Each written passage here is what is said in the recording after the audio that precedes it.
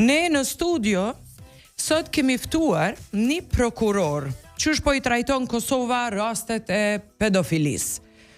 A raportohen mjaftueshëm si trajtohet viktima, si më pas është prokuror për të mitur në prokurorinë themelore në Prishtinë, Sadri Alia. Zotri Alia, mirë se erdhe në studio. Mirë se u gjeta, faleminderit për ftesën. A ju ka bo juve një puna dhe këto raste, apo gjithmonë befasoheni kur ndodh një rasti pedofilisë ose incestit? Të gjitha rastet e pedofilisë dhe incestit janë raste të ndihshme.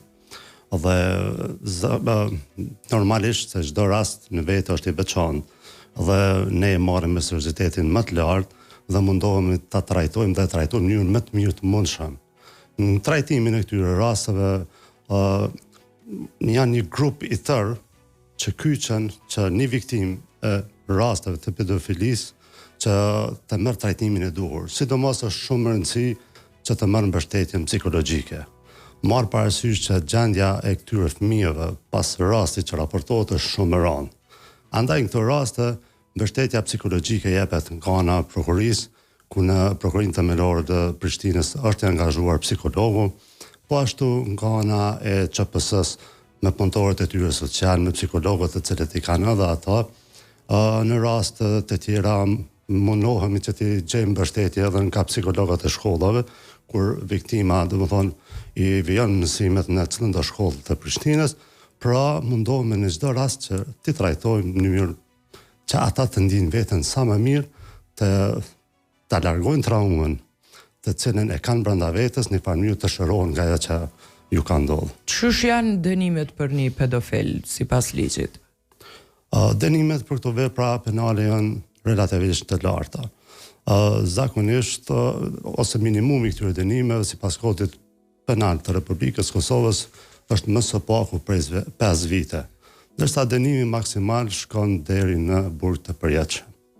Deri në burg të përjetshëm. Ne kishim një sociolog në studio, profesorin Jeton Brajshorit, e kur flisnim për rastet e pedofilit në lagjet e Amerikës, ka raste kur shkruan këtu jeton një pedofil. Pra që me pas kujdes familjet, nxënësit, fëmijët që kalojnë atë lagje. Ne jemi larg kësaj apo? Po, të ne nuk ka diçka të tillë, vendet, sidomos vendet perëndimore, madje kanë databazë të pedofilëve, aty publikohen të dhënat e tyre dhe kanë çast që çdo kush dëshiron mund të futet në vetë faqe dhe të shikon se kush janë pedofilët. Në farë mënyrë të japin mbrojtje fëmijës tyre apo edhe rrethit shoqëror ku jetojnë. Po si matet kjo 5 vjet ose burgi përjetshëm? Ai pedofil mbetet? Po mbetet pedofil, por çdo rast është I veçantë. Edhe gjatë trajtimit të rasteve vlerësohen rrethonat se mënyra se si ka vepruar. Pra çdo pedofil nuk vepron në mënyrë të njëjtë. Dikush vepron në mënyrë pak më të dhunshme, më të vrasë, më të mashtrimit, lajthimit dhe forma të tjera. Pra këtu merren parasysh rrethona të rënduese të çdo rast dhe mbas të rrethonave dëmi që është pësu edhe shqiptohet dënimi nga ana e gjykatës. Sa shumë kemi raste prokuror këtu te ne, që po flasim për Prishtinë. Sa shpesh janë këto raste? Sa pedofil ka Prishtina? Ka raste të tilla, për shembull gjatë periudhës kohore 2020-2025 janë trajtuar mbi 200 raste të tilla.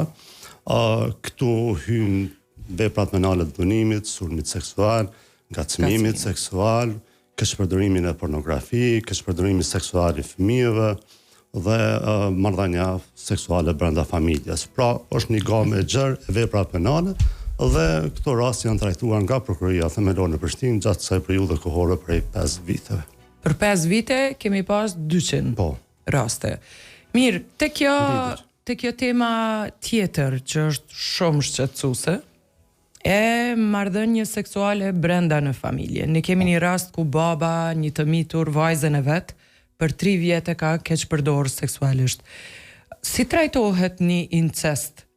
Kjo e mitur dhe baba I saj, në rast kur është në prokurori, ka marrë drejtësia punët në dorë, për fatin e mirë të këtij rasti vetë vajza e ka raportuar në polici, tutje si trajtohet?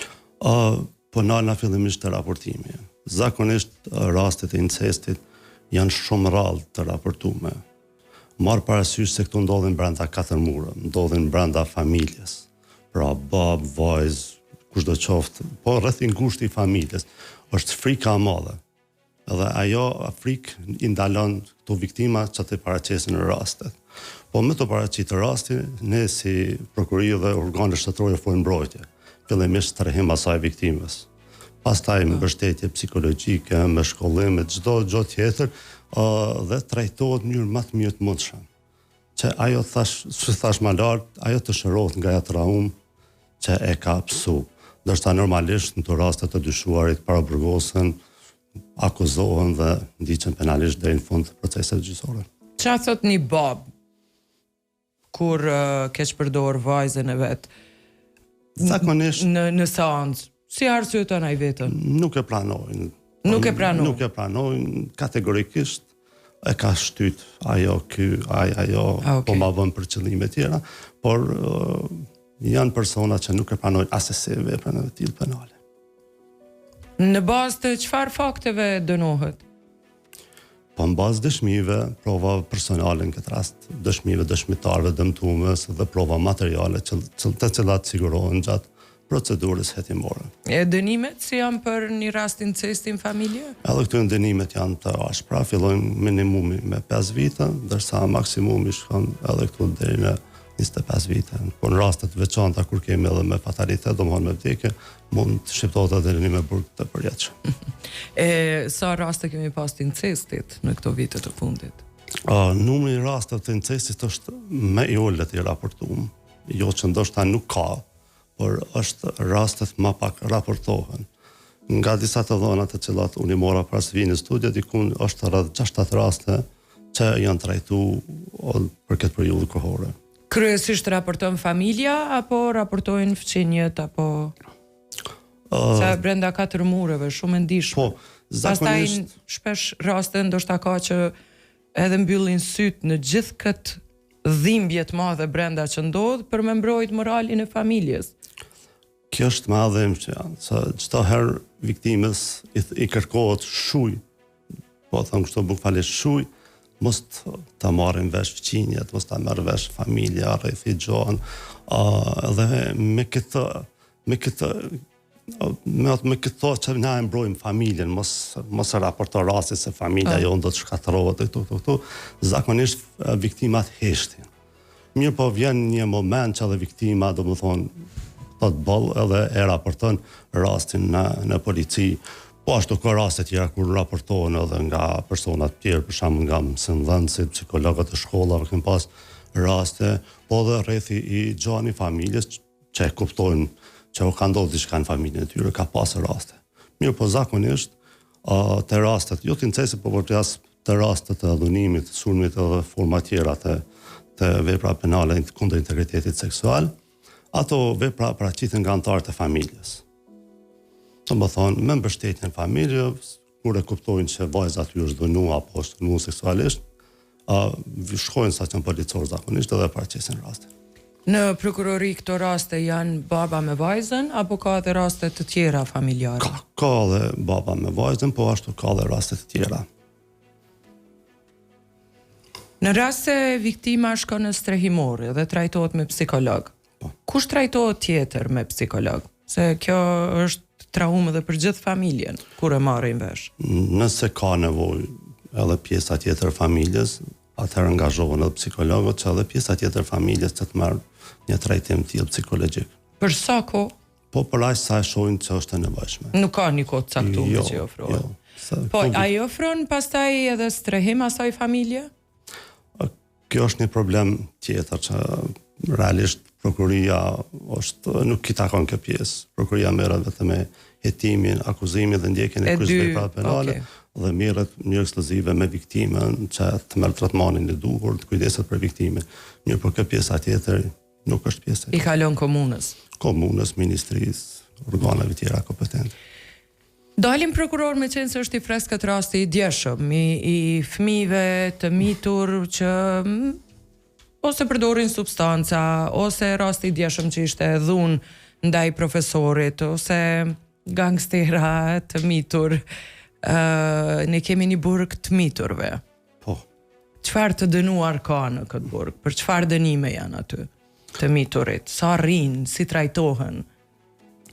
Të miturit të cilët kryen vepra të rënda penale dhe të cilët kanë moshën mbi 16 vjet, ata ndiqen penalisht dhe për këto vepra penale, zakonisht për vepra të rënda penale, mund vrasje, grabitje, edhe në raste të tilla si kur jem sot sulm seksual, dhunime, dhe ka raste kur të miturit kryen kësi vepra penale, jo vetëm madhore, atëherë për këtë kategori mund të shqiptohet dënimi me burgim, dhe aty trajtohen përveç që marrin ndihmën, për qenë se këta janë të mitur, mund trajtohen nga psikologu, mund të njekin shkollimin dhe pjesë të tjera të aftësimit tyre që kur dalin nga burgu të jenë të bishëm për shoqërinë tonë. Këta të mitur, kanë një të kaluar të errët, bëhen, apo cila është historia e tyre? Po zakonisht të mitur fillojnë me vepra me të vogla, ose me të rëndësisë me të vogël, fillojnë nga vjedhja apo çka do qoftë, dhe me kalimin e kohës arrin avash dhe përfundojnë deri te dënimi me burg. Mirë, një rast kur ka telashe në shkolla, ka bën probleme në shkolla, si trajton këto prokuroria, nxënësit? Po, çdo rast kur është kryer vepër penale, apo kur kemi informacion se do të kryhet një vepër penale, tek atëherë prokuroria vetë në funksion. Do më thonë, fillon rastin. Këto veprime tjera, masat, sjelljet e tyre janë pjesë që i takojnë drejtorisë, shkollës me drejtorinë komunale apo institucioneve të tjera. Çdo herë kur ne marrim informacion se shkryhen një vepër penale, pra ne angazhohemi dhe gjithë kryesit e veprës penale që kanë përgjegjësi penale, domethënë kanë moshën siç është përcaktuar me ligj, atëherë ndaj tyre zhvillohet procedura penale. Një mesazh nga gjitha rastet që ishe për ditë prokuror, për neve si prind, për fëmijët që po na ndjekin ndoshta. Nga kush duhet kemi kujdes në rrugë? Fëmijëve duhet të themi të kenë kujdes pothuajse nga të gjithë. Nuk është më gjinia në pyetje. Kur po flas mund të ketë mashkull femën, i ri i vjetër. Pra duhet kemi kujdes nga të gjithë. Që themi fëmijëve se çka do që ndodh, ta marrin guximin të tregojnë fillimisht familjes. Mos të heshtin, se zakonisht heshtja atyre është një krim i pas volum, dhe në këto raste kjo kategori e këtyre kryesve të vepra penale vazhdojnë tutje, dhe mund të ketë viktima tjera. Pra në çdo rast prindi duhet i besoj fëmijës vet, duhet ta mbështet fëmijën e vet dhe t'i shkojë deri në fund, ta raportoj rastin. E jo rastet mos raportohen, po të mbeten në heshtje. Faleminderit shumë që erdhe në studio. Unë kam qenë shumë e shqetësuar tash 2 javë, nuk kam besuar që në vendin tim mundet me ndodh një incest në familje, kam menduar që kemi një mentalitet krejt ndryshe që të paktën deri aty nuk mbrim, e se kisha besuar asnjëherë se ndodh edhe tani. Dhe pa u trajtu kur, unë e pash që ne kemi në mesin tonë njerëz që as nuk e dinë që është incesti. Se nuk është fol kur, nuk është dëgju kur. Rasti konkret, po, ajo vajzë ishte shumë e fortë që shkoi dhe raportoi vetë në polici, por po shpresoj me u dënu me burg të përjetshëm, edhe vetëm nëse ka ngacmuar në familje. Patjetër që çdo kryes i veprës penale do të ndiqet penalisht dhe do të marrë dënimin e merituar. Faleminderit që erdhe, ju shkoftë mbar. Faleminderit qoftë.